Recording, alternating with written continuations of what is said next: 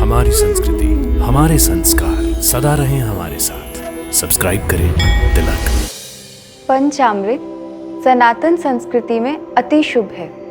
प्रातःकाल अनेक मंदिरों में प्रसाद रूप में शिवलिंगम के अभिषेक के लिए पंचामृत का प्रयोग प्राचीन काल से होता आया है। पर क्या आपने कभी विचार किया है कि पंचामृत इतना महत्वपूर्ण क्यों है और क्यों इसे अमृत की संज्ञा दी गई है? मैं डॉक्टर नेहल शर्मा सात्विक जीवन के इस पथ पर आपकी साथी।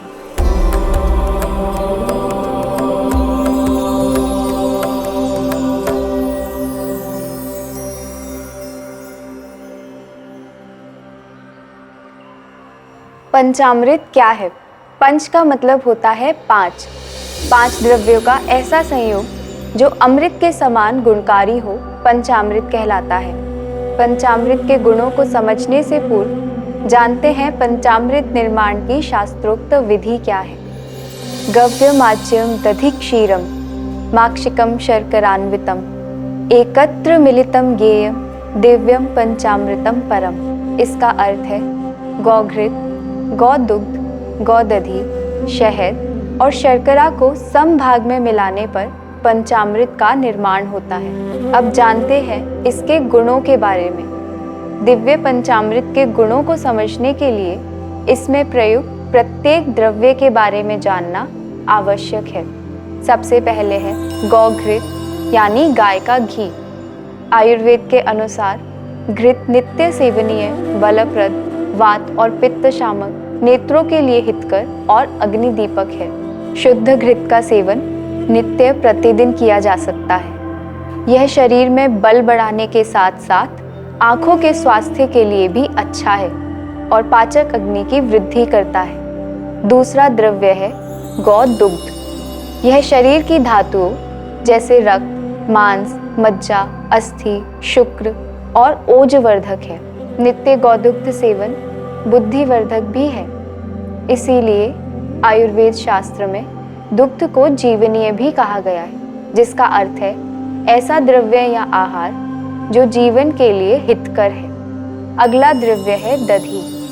शास्त्रों के अनुसार दधि मांगल्य है यानी ऑस्पिशियस है। साथ ही दधि को रोचनम, दीपनम, वृष्यम, स्नेहनम, बलवर्धनम कहा गया है। रोचनम दीपनम का अर्थ है जो अग्नि बढ़ाने के साथ साथ भोजन में रुचि बढ़ाए। वृष्य का अर्थ है प्रजनन क्षमता या फर्टिलिटी के लिए लाभकारी होना। स्नेहनम बलवर्धनम यानी जो शरीर की रुक्षता, ड्राइनेस को कम करे और बल को बढ़ाए। दधि के पश्चात है शर्करा या मिश्री। आयुर्वेद शास्त्र के अनुसार मिश्री एक स्वभावतः हितकर द्रव्य है। ऐसा आहार जिसका सेवन प्रतिदिन किया जा सकता है और जिसका सेवन सामान्य रूप से सभी के लिए हितकर है। अंत में आता है शहद या मधु। मधु के लिए आयुर्वेद शास्त्र में कहा गया है चक्षुष्यम दीपनम स्वर्यम सौकुमार्यकरम सूक्ष्मम परम स्रोतो विशोधनम। इसका अर्थ है मधु आंखों के लिए हितकर है, अग्निवर्धक है, स्वर्य यानी वॉइस क्वालिटी को अच्छा करता है और साथ ही सूक्ष्म गुण के कारण स्रोतो विशोधनम है, यानी ये शरीर के सूक्ष्म स्रोतों में जाकर शोधन क्रिया करता है। इन्हीं 5 अत्यंत लाभकारी और गुणकारी द्रव्यों से बनता है दिव्य पंचामृत, जिसे अजीर्णभूत वातग्न भी कहा गया है। इसका अर्थ है पंचामृत के सेवन से अजीर्ण, भूत और वात का शमन होता है। अजीर्ण वो अवस्था है जिसमें भोजन का पचन ठीक प्रकार से नहीं होता। भूत का अर्थ है जो उपस्थित है यानी एग्जिस्ट करता है किंतु आसानी से इंद्रियों द्वारा ग्रहण नहीं किया जा सकता, जैसे माइक्रो ऑर्गेनिज्म, वायरस, बैक्टीरिया।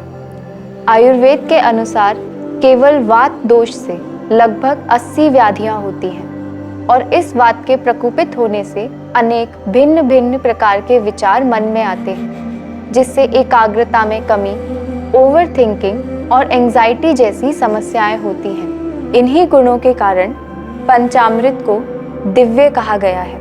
यह शारीरिक, आध्यात्मिक और मानसिक तीनों प्रकार से हितकर है। अब सबसे महत्वपूर्ण प्रश्न है, पंचामृत का प्रयोग कैसे करें। इसके लिए स्मरण रखें, अति सर्वत्र वर्जयेत्। किसी भी वस्तु की अति या एक्सेस हमेशा खराब होती है, इसलिए पंचामृत का सेवन प्रतिदिन करें, पर अल्प मात्रा में। जितनी मात्रा प्रसाद रूप में दी जाती है पंचामृत की, वही मात्रा उचित है। यहाँ एक और शंका उत्पन्न होती है कि पंचामृत निर्माण में घृत और मधु समान मात्रा में प्रयुक्त है, किंतु आयुर्वेद के अनुसार घृत और मधु सम मात्रा में विष समान है। लेकिन औषधि योग निर्माण का एक और नियम है, यदि कोई औषधि 2 से अधिक द्रव्य से बनाई जाती है तो घृत और मधु सम मात्रा में प्रयोग किए जा सकते हैं। आशा है आप दिव्य पंचामृत का प्रयोग ठीक प्रकार से करेंगे। स्वस्थ रहिए, प्रसन्न रहिए। आत्मा और परमात्मा के मिलन की इस सात्विक जीवन यात्रा में हमारे साथ बने रहिए। दिव्य शक्ति की कृपा हम सब पर बनी रहे। हरिओम तत्सत।